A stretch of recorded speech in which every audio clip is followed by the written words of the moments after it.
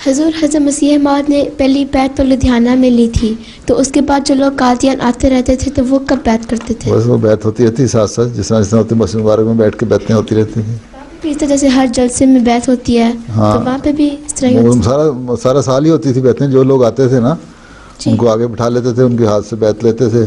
पीछे जो लोग मस्जिद में बैठे होते थे बैत करते रहते थे। जिस तरह यहाँ भी कई दफ़ा हो जाता है, कोई आ जाता है ना आदमी के मैंने बैत करनी है, तो यहाँ मस्जिद में मैं बैत ले लेता हूँ। अच्छा, पहले भी खुलफा इस तरह करते रहे, तो फिर लोग बैठे होते हैं वो भी बैत कर लेते हैं जी। औरतों ने भी बैत की थी जब औरतें भी बैत करती हैं, और लेकिन औरतें हाथ पे हाथ पकड़ के बैत नहीं करती मर्दों की तरह।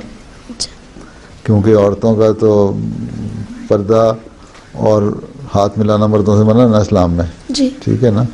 इसलिए औरतें पीछे बैठ के अल्फाज दोहरा के बैत कर लेती हैं। या इस तरह होता था बाज़ दफ़ा हज़रत ईसानी के ज़माने में होता रहा कि उनकी कोई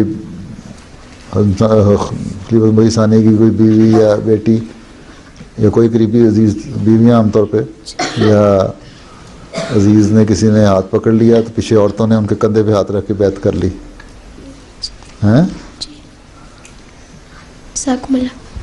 मैंने जर्मनी में जर्मन औरतें थी बहुत सारी, 15, 20, 25, 30, कहती हमने बैत करनी है तुम्हारे हाथ से दस्ती।